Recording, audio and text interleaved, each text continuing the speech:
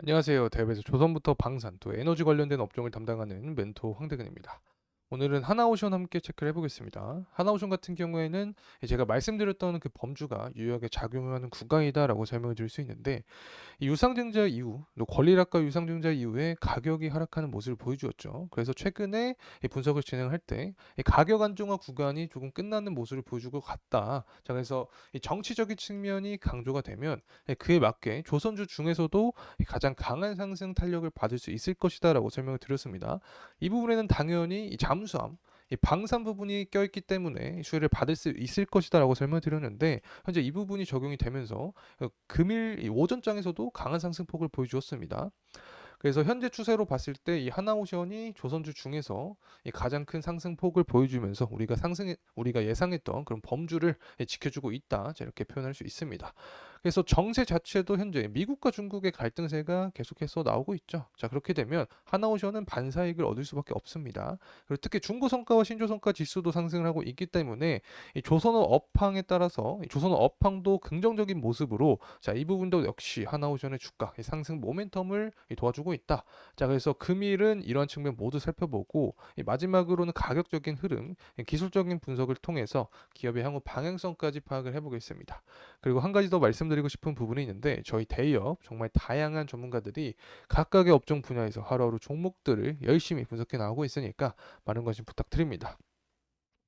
우선 수급적인 측면을 살펴보도록 하죠. 최근에 이 4거래일 동안 이 사모펀드 매집세가 들어오고 있습니다. 연기금 같은 경우도 사모펀드와 비슷하게 매집하는 모습을 보여주고 있는데, 특히 사모펀드 같은 경우에는 49인 이하 소수 집단이죠. 제가 좀 수급을 볼 때 강조 드리는 부분인데, 이런 소수 집단에 돈이 들어오기 위해서는 재료성 부분에서 강력한 어떤 확실한 재료성 부분이 존재를 해야 이 사모펀드에 돈이 들어올 수 있다. 자, 그리고 이 산업이나 기업의 성장성이 확실해야지 이런 스몰 머니가 움직일 수 있다라고 설명을 드렸습니다. 그래서 사모펀드가 다시 한번 들어오는 순간이 이 강한 주가 상승의 포인트가 될 수 있는데, 이런 부분은 정치적인 측면과 또 연관을 시켜서 이야기를 해봐야겠죠. 7월과 8월 같은 경우에는 전당대회가 있습니다. 7월 같은 경우에는 공화당, 8월 같은 경우에는 민주당인데, 이 공화당은 트럼프죠. 민주당은 바이든입니다. 최근까지만 해도 트럼프가 바이든보다 한 6%가량 지지율이 높았습니다. 하지만 이 바이든이 거의 따라잡은 상태인데, 이러한 상황에서 이 중국과 미국의 이 정치적인 갈등을 다시 한번 불어일으키면서 유권자들에 의한 이 지지율을 끌어올릴 가능성이 높다. 자, 이렇게 개인적으로 생각을 하고 있습니다.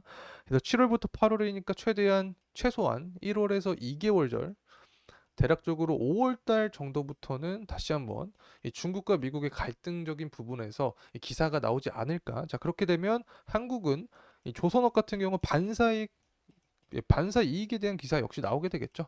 이 부분이 하나오션의 추가적인 주가 상승 모멘텀이 될 것이다라고 보고 있습니다. 자, 그리고 이제는 마이너스 금리에 대해서 좀 이야기를 해보려고 하는데, 자, 일본과 우리나라가 경합이 있는 그 산업군 자체가 총 두 가지로 좀 얘기를 할 수 있을 것 같습니다. 하나는 자동차, 그리고 하나는 조선입니다. 자, 최근까지 일본이 마이너스 금리를 진행을 했었죠. 자, 마이너스 금리를 진행했으니까 엔화 가치가 떨어졌습니다. 엔화 가치가 떨어지면서 이 수출은 상대적으로 값싸게 되니까 더 잘 되는 경향이 있습니다. 하지만 엔화 가치가 오르게 된다면, 이 마이너스 금리를 해제하니까 엔화 가치가 오르게 되면 이 수출은 잘 안 될 가능성이 있겠죠. 자, 그렇기 때문에 이 부분에서 이 조선업이 다시 한번 반사이익을 얻을 수 있다. 자, 이렇게 표현을 하고 있습니다. 그래서 전반적으로 미국과 중국이 갈등되는 부분에서의 반사이익, 또 일본의 마이너스 금리 해제, 자, 이 부분에서 이 수출에 있어서의 반사이익, 이 전반적으로 조선업의 호황에 도움이 되고 있다. 자, 이렇게 표현을 할 수 있습니다. 자, 이제 성과지수에 대해서 좀 이야기를 해보려고 하는데, 신주 성과지수와 중고 성과지수 모두 상승하는 모습입니다. 제가 예상했던 범주가 계속해서 들어맞고 있죠. 특히 24년 같은 경우에 이 성과지수가 우상할 것이라고 말씀드렸는데, 이 선별 수주를 바탕으로 이 고마진 사업을 할 수 있는 선박만 받을 것이다. 자, 그래서 이 점이 유효하게 작용하면서 이 고수익 전략을 통한 이 성과지수를 높이는 전략이 계속되고 있다. 자, 이렇게 보여지는 상황이고, 특히 중고 성과지수도 오르고 있습니다. 이때 당시 어떤 말씀을 드렸냐? 제가 중고 성과지수의 수요가 늘어날 것이다라고 말씀을 드렸었습니다. 특히 이 해상 운임이 올라서 이 선사마다 더 많은 배를 노선에 투입하려 할 것이다. 하지만 현재 조선사 도크가 꽉 찬 상태이기 때문에 중고선으로 눈을 돌릴 수밖에 없다. 그래서 이 부분이 현재 유역에 작용을 하고 있습니다. 그래서 22년부터 23년까지도 상승을 했지만 23년과 24년 가장 큰 이 폭으로 상승하는 모습을 보여주고 있다는 점 말씀드립니다. 그리고 한 가지 더 말씀을 드리면 이 중고성가 지수가 이 신조성가 지수의 선행 지표입니다. 그래서 이 신조성가 지수는 결국에 주가의 선행 지표로도 작용할 수 있기 때문에 이 두 가지 측면을 살펴봐야 된다는 점 참고로 말씀드립니다. 자, 이제 넘어가서 유가적인 측면 살펴보도록 하죠. 최근에 유가는 강한 상승을 좀 보여주고 있습니다. 73불에서 78불까지의 이 박스권 이 구간을 뚫어주면서 80% 이상의 모습을 보여주고 있는데 그 중에는 이 공급에 대한 이슈가 부각이 되면서 유가에 상방 압력을 주고 있습니다. 특히 이 러시아 공급 차질 우려가 발생하고 있는데 우크라이나가 원유 생산 기지를 러시아의 원유 생산 기지를 공격하면서 이 공급에 대한 부분이 이슈가 되었습니다. 그리고 또 오펙 감산 이 대표적인 공급 부분이죠. 이 전반적으로 이 공급이 감소하고 수요는 증가하는 측면이 현재 유발이 되면서 유가에 상방 압력을 작용하고 있다. 자, 이렇게 표현할 수 있습니다. 특히 24년 같은 경우 전체적으로 제가 수급 여건이 23년에 비해 타이트해지므로 유가가 상승할 것이다라고 평가를 드렸는데 유가가 상승하게 되면 결국에 조선주 전반에는 긍정적인 영향을 받겠죠. 이 부분도 하나오션 주가의 상승 모멘텀 중 하나다 이렇게 설명드립니다. 자, 이제 원달러 환율입니다. 원달러 환율이 소폭 상승을 하고 있습니다. 최근에 금리 인하에 대한 기대감이 뒤로 밀리고 있는데 앞서서 유가가 상승한다라고 설명을 드렸었죠. 유가가 상승하면서 결국에 PPI 지수, CPI 지수 모두 예상치보다 높은 결과를 가져왔습니다. 이 CPI 지수가 상승하니까 금리 인하에 대한 부분은 뒤로 가겠죠. 인플레이션이 고착화되니까 이 PPI가 생산자 물가 지수입니다. 그래서 이 생산자가 물건을 만들 때 드는 원재료, 자, 이 비용이 증가하면 소비자에게 판매할 때도 비싸게 팔 수밖에 없겠죠. 유가는 모든 이 원재료의 이 비용의 근원이 됩니다. 그래서 유가가 상승하게 되면 자연스럽게 이 PPI 지수도 상승하고 CPI 지수도 상승한다. 그래서 이 부분으로 인해서 인플레이션 고착화 그리고 금리 인하에 대한 부분이 뒤로 밀리게 됐다. 자, 그래서 이 원달러 환율도 증가한다. 자, 원달러 환율이 증가하면 결국에 달러 가치가 증가한다라는 소리죠. 그러면 국내 증시에 있던 자본금이 밖으로 다 빠져나갑니다.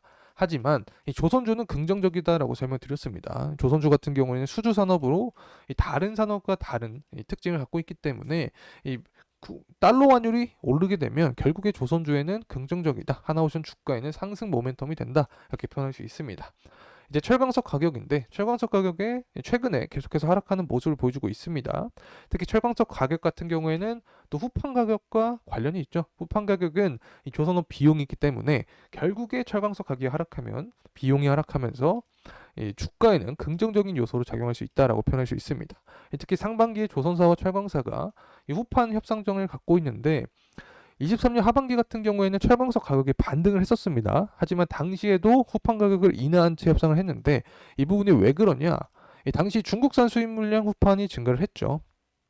그리고 일본의 퀄리티 높은 후판을 또 값싸게 살 수 있었습니다. 그래서 전반적으로 국내 철광사들이 가격 경쟁력 측면에서 밀렸다. 이렇게 표현할 수 있고 최근에는 또 철광석 가격이 하락을 하고 있기 때문에 후판 가격을 인상하기는 조금 힘들지 않을까. 지난 23년 하반기와 비슷하거나 그때보다 더 낮은 가격에 협상을 하면서 실적적인 측면에서 개선세를 보여주고 결국에 호재성 이슈와 함께 주가가 상승할 수 있는 요소가 되지 않을까 생각을 합니다. 자, 이제 가격적인 측면 살펴보겠습니다. 현재 가격대는 28,000원의 가격대를 형성을 해주고 있습니다.